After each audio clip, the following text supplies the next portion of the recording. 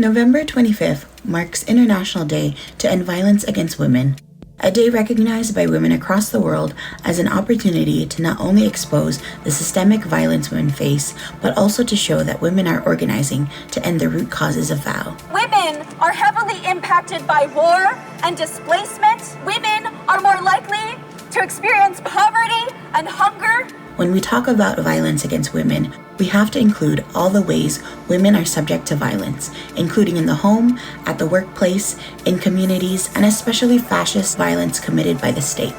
The Minnesota Abortion Action Committee is fighting for reproductive justice, which is the right to have children, the right to not have children, and the right to raise children in safe and healthy environments.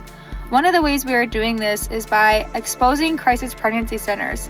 These are the anti-abortion clinics that are littered all across our country, and they only operate to try to persuade women to not have an abortion using very harmful tactics. We're working to end this and bring real reproductive health care to women all over the country. We are an organizing committee based out of Williamsburg, Brooklyn, building a political organization of Puerto Rican women and gender-oppressed people who are fighting for national sovereignty, real democracy, and liberation for Puerto Rico. We focus locally on Williamsburg houses, where residents are facing the impacts of Brad Pack semi-privatization efforts. For months, we've been organizing with residents, many of them Puerto Rican mothers, women, and non-binary people, by knocking on doors, hearing their struggles with rent hikes, poor maintenance, and eviction threats, and identifying what urgently needs to change. We've hosted political education events on Puerto Rican history, migration, and what privatization means for public housing. Moments like our Mami Mi Parranda workshop helped us celebrate culture while building community power. Violent displacement and the struggle for land is something our people have faced since colonization has ravaged our land, with the most vulnerable being women, mothers, and children, and trans people. Our organization is named after Adolfina Villanueva Osorio, a Black Puerto Rican mother killed by colonial police in 1980 while defending her home from unjust eviction, and we continue to carry her legacy forward in fighting back and standing tall, just as Adolfina so fearlessly did. We understand that a lot of this violent displacement of our communities, whether it be in Puerto Rico or here in Williamsburg and the diaspora, is ultimately rooted in the hundreds of years of colonialism and now imperialism that our nation has endured, that has created the conditions our people are currently living in when it comes to poverty, gender-based violence, and exploitation. It is vital that we continue to educate, organize, and mobilize Puerto Rican women, whether cis or trans, children, or our non-binary siblings, because we understand that as some of the most oppressed in society, it is us who will lead the charge toward liberation and democracy for all.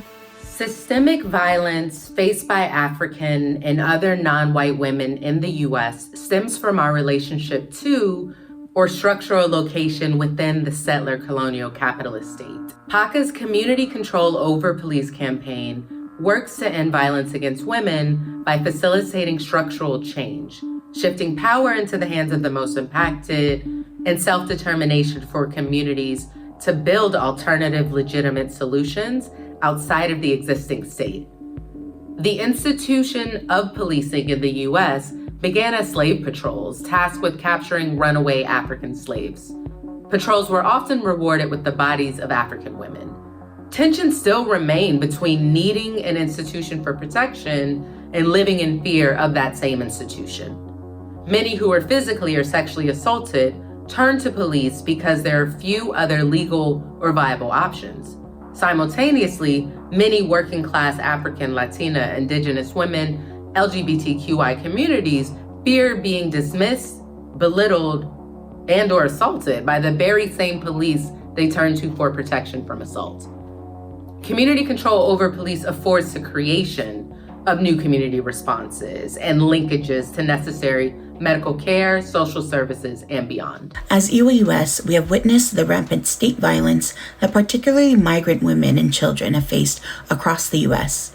Mothers being ripped away from their children, migrants undergoing medical neglect and violence, pregnant migrants experiencing forced miscarriages, trans migrants being misgendered and dehumanized.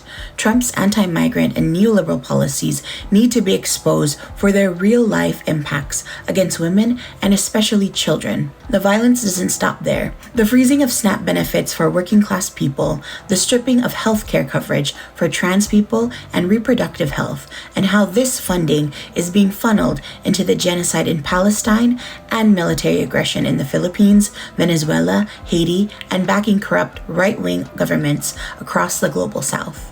But we have also seen women and LGBTQ people across the country stand up against this violence. On this International Day to End Violence Against Women, we call on women, children, students, workers, and LGBTQ+ groups and organizations to join the International Women's Alliance. Take part in our campaigns that aim to address the root causes of violence against women from the belly of the beast in the US, across the global south to our homelands. As we build to our US country chapter launch this March, we call on organizations to join the militant movement of women. Transform fear into fight. Women rise and fight against fascism. Women and children, fight for your rights. Women over profit. Working women unite against militarism and exploitation. End state violence against women and children.